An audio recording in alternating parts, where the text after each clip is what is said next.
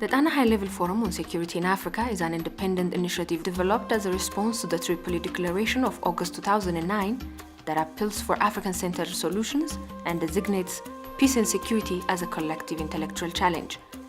The forum is an annual gathering designed to provide both a platform and room to work towards establishing effective African-centered solutions to the continent's most pressing security challenges. It promotes proactive management of African peace and security and aims at contributing to the building of stronger ownership and a larger constituency for the solutions. Staying true to the spirit of open debate and dialogue, participants invited to the forum represent stakeholders from diverse backgrounds: heads of state and government, distinguished leaders of regional and sub-regional bodies, the private sector, concerned civil society from Africa, eminent personalities from politics and media, representatives of African and non-African multilateral bodies, and important partners put their heads together to propose solutions to the most challenging security problems facing the continent. The THLF Peace Conference is not intended to duplicate or replace the work of our already existing institutions, but to supplement and reinforce them. Unlike most, if not all, of our institutions, the conference is conducted in an informal setting. It involves not only political leaders, but also army and security officials. The THLF Peace Conference does not make decisions or issue statements on African security issues. It limits itself to an open and varied discussion on these matters without the inhibitions posed by the need to reach consensus in order to issue a statement or make a decision. There are no winners and losers here, just people gathered for uninhibited discussion on matters of human security in our continent. That too, I believe, is a unique characteristic of this conference that will enable it to supplement the institutions that we already have. This conference is intended to be a once-a-year gathering. The hope and expectation is that this new institution will grow from strength to strength every year to rival and even surpass the only similar institution that I know of, the Munich Security Conference.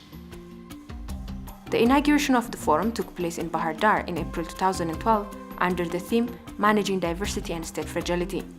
The success of the maiden forum paved the way for the realization of the second edition, which was held once more in the lakeside town of Bahir Dar and discussed security and organized crime in Africa in April 2013.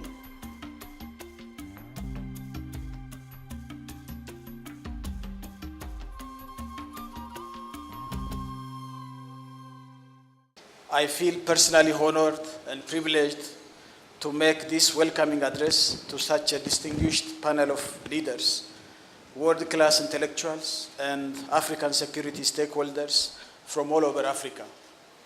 The high-level attendance today is a clear indication that the forum has indeed taken on a momentum of its own.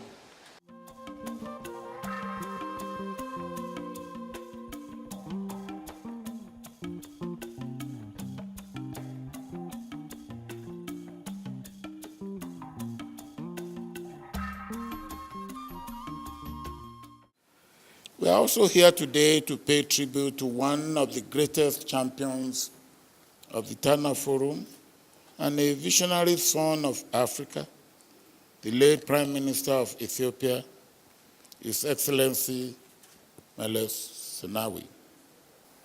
I am sure that nobody will dispute that these companion core public ideals of Meles Zenawi imparted a fresh and invigorating spirit into our collective life. The subject of this forum was close to Meles's heart, and it is indeed fitting that a conference on security should be held in Ethiopia. So my first memory of Prime Minister Meles is this, that he is somebody who likes to study.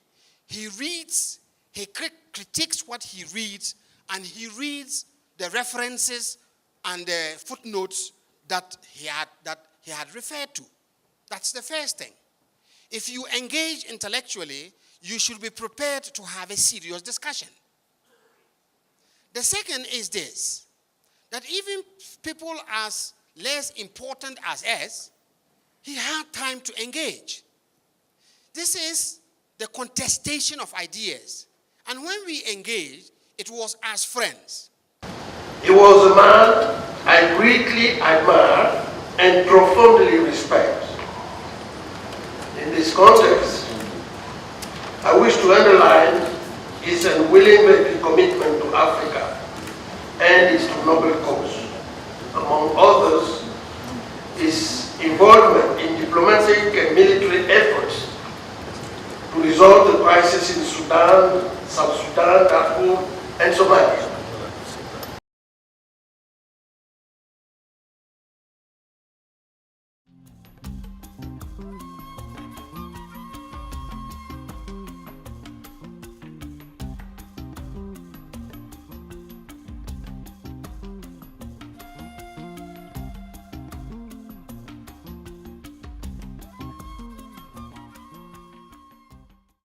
Then, of course, there is a matter of organized crime. It's a matter of organized crime. It's clearly an important part, which is why the forum decided to draw particular attention to this. It's an important part of the sources of conflict, the sources of insecurity on the continent, and therefore something that needs to be addressed. Terrorism is one of the biggest and most challenging security threats facing Africa and the world at large today in the 21st century.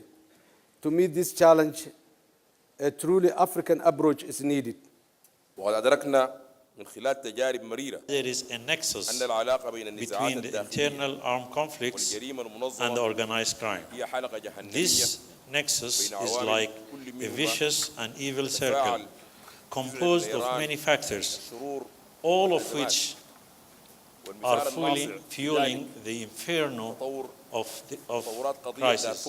In my opinion, really what ails the African states is the issue of lack of institutions. So the institution, or rather very weak institutions. So you could say, the legal system is very weak, the security system themselves very weak, and also the economic system very weak, but especially the political systems themselves, they're very weak.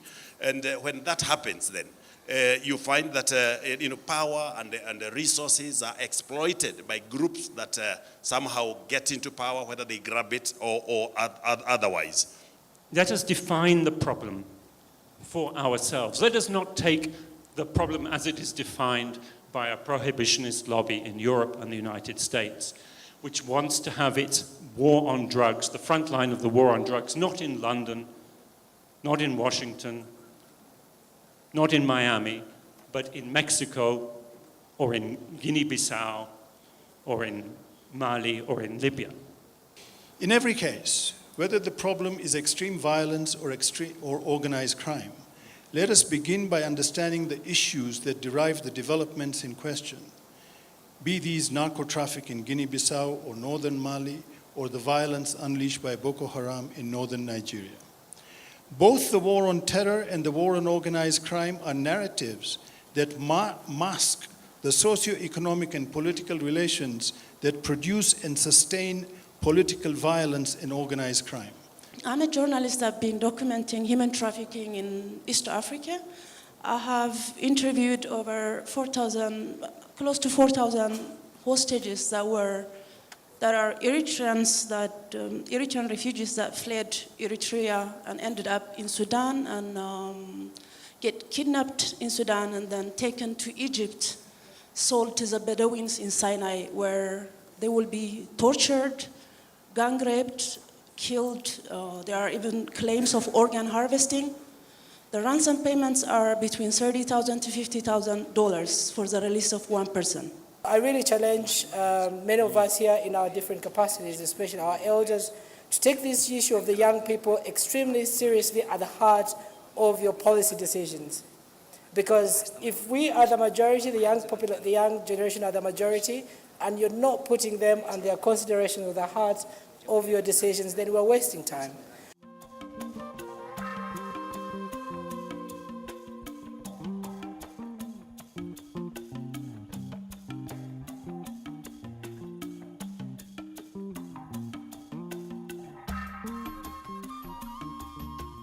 The international organized crime are now a reality in our continent, then it is our responsibility to tackle the problem, as we have done by resolving the conflicts.